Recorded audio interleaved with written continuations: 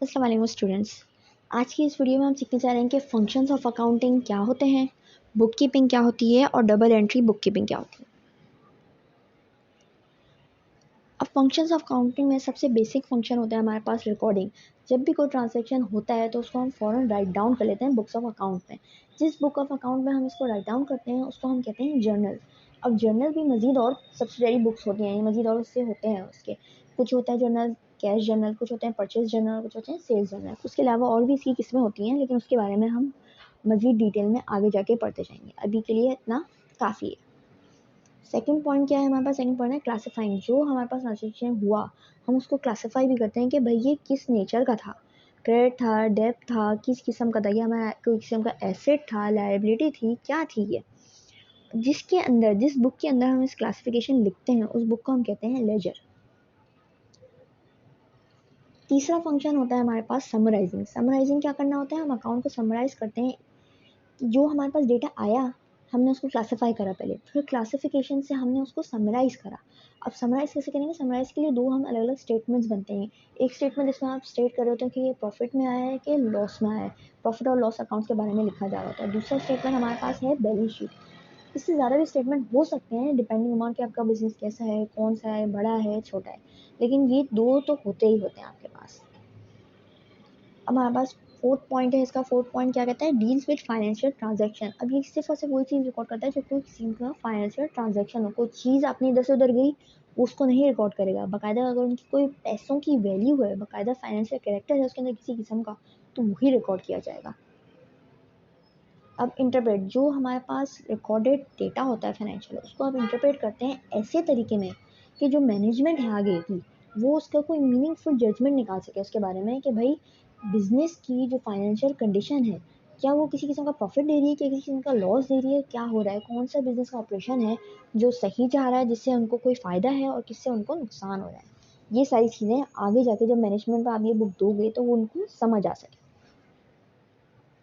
ये थे हमारे पास फंक्शंस ऑफ अकाउंटिंग। अब हम स्टार्ट करते हैं बुक कीपिंग से। अब बुक कीपिंग क्या होती है? It may be defined as the art of recording business transaction in a regular book and systematic matter. यानी उसमें बुक कीपिंग में ऐसा नहीं होता कि आपके पास जर्नल है तो आपके पास लेजर है तो आपके पास कोई और ऐसी शीट है। आपके पास बेसिकली एक बुक है।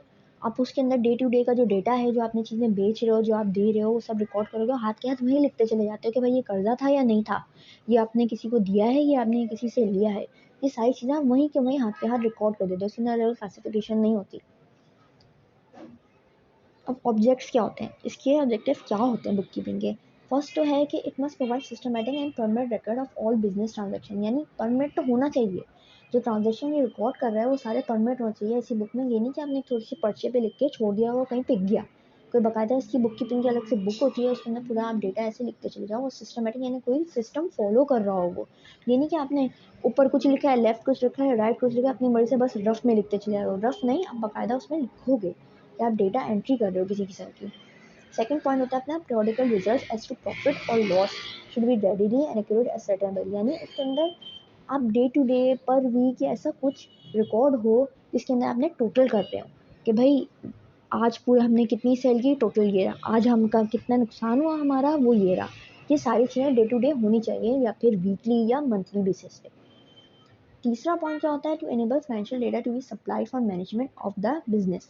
अब क्या फाइनेंशियल डेटा होना चाहिए उसके अंदर बाकायदा आपने मेंशन किया हो पैसों में कि कितना फ़ायदा है, कितना नुकसान है, कौन सा आइटम ज़्यादा बिका, कौन सा नहीं बिका।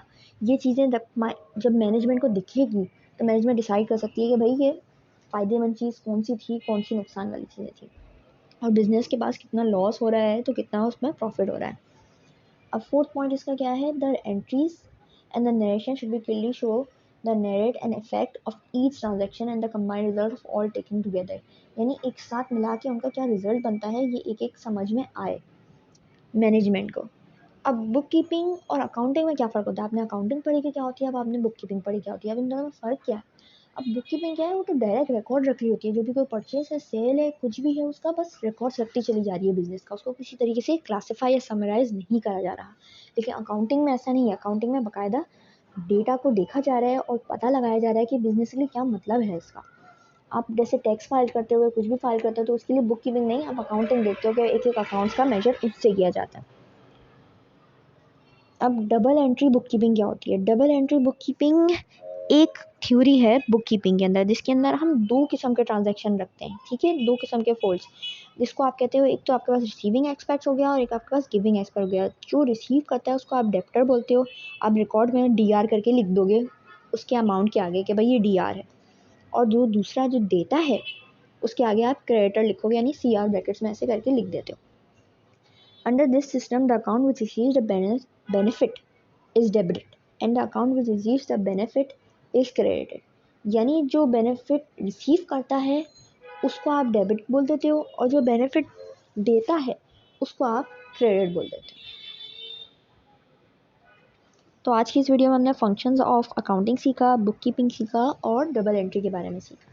नेक्स्ट वीडियो में हम थोड़े से प्रॉब्लम्स भी सॉल्व करेंगे, थोड़ा सा सीखेंगे कि अकाउंटिंग इक्वेशंस क्या होती हैं, रूल्स ऑफ डेबिट और क्रेडिट क्या होते हैं, और आपको थोड़ा सा दिया जाएगा कि आप ये प्रॉब्लम खुद भी सॉल्व करें।